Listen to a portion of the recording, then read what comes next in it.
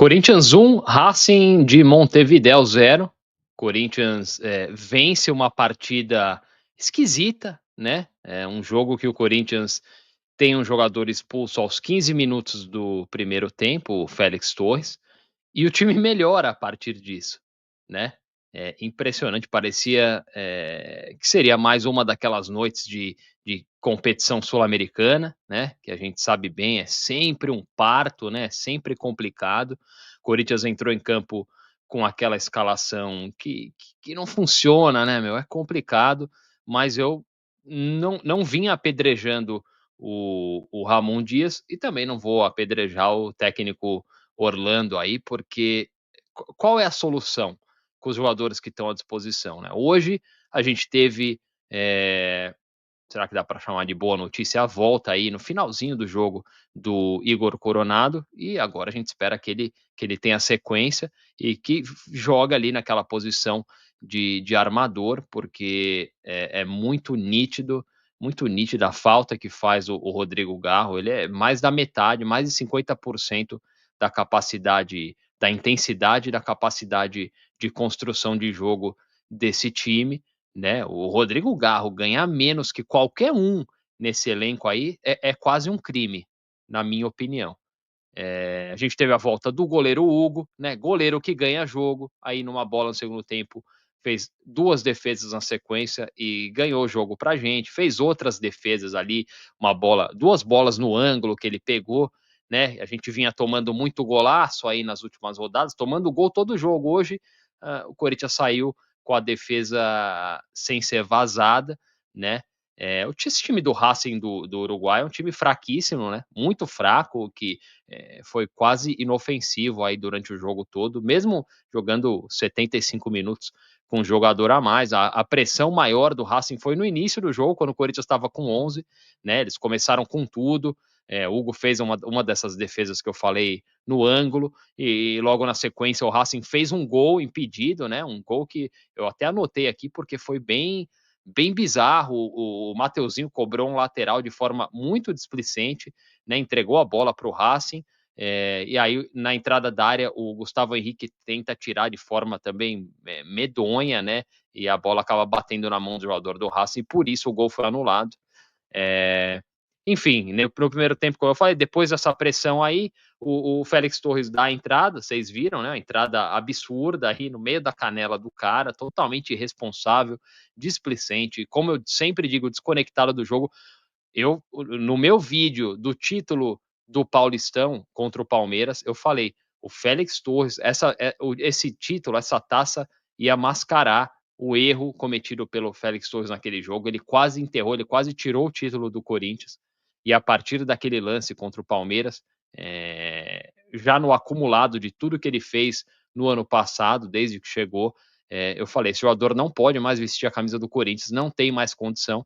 E agora eu vejo todo mundo, a internet toda, falando a mesma coisa, né, depois de um tempo. O Félix Torres não tem nível, não tem inteligência, não tem QI futebolístico, não tem compromisso, né, porque o Corinthians é um clube, a gente tem ídolos, no Corinthians, ídolos históricos que não foram grandes jogadores, né, tecnicamente, mas que se entregavam, que tinham compromisso com a camisa, que respeitavam o clube.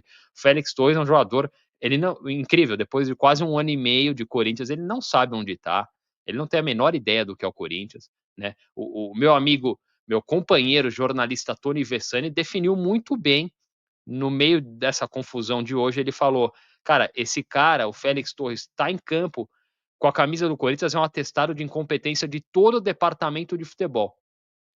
Uma vergonha, um absurdo". E como eu disse, o Corinthians foi um time muito mais seguro, muito mais sólido defensivamente, sem o Félix Torres, mesmo com um a menos. Impressionante. Mas o segundo tempo, apesar do Corinthians ter se organizado um pouco melhor com um a menos, continuou muito difícil para o Corinthians construir, né? Uma das dificuldades. A gente tem apontado essas duas grandes dificuldades do clube nessa temporada: setor defensivo, que é muito frágil, por falta de qualidade de jogadores. Eu acho muito engraçado quem vem batendo nessa tecla de que com um novo treinador o Corinthians vai conseguir se organizar defensivamente. Eu não acredito, porque falta muita qualidade. A gente não tem nenhum zagueiro bom. nenhum zagueiro, a gente não tem nenhum zagueiro do nível do Corinthians. E aí no primeiro tempo o Corinthians ainda teve uma chance com o Memphis Depay, perdeu um gol cara a cara, né? Memphis Depay, um gol que ele tem que fazer, um jogador do tamanho dele, que ganha o que ele ganha, aquele gol ele tem que fazer, né? Enfim, Memphis Depay é essa montanha-russa que a gente tem acompanhado. Faz um jogo igual ele fez contra o Sport, no outro cai de rendimento, né? Momentos de muita lentidão também, é muito esquisito. Depois, no final do primeiro tempo, o Corinthians quase fez um golaço com o Romero, né? De meia bicicleta. O Romero, muito criticado aí por muita gente hoje, mas é um jogador que é uma fogueira, cara. Estão colocando ele numa posição que ele não joga, num momento do time que não é bom, mas como a gente vai ver já já, eu vou falar, ele salvou a gente mais uma vez hoje, né? A estrela dele que brilha, artilheiro da Neoquímica Arena. Achei que o técnico Orlando foi bem ao voltar para o segundo tempo com o mesmo time, né?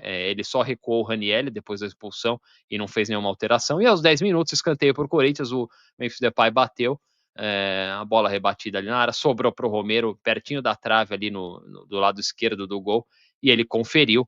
Gol do Corinthians seria o gol da vitória, né? Romero, mais uma vez, salvando a gente.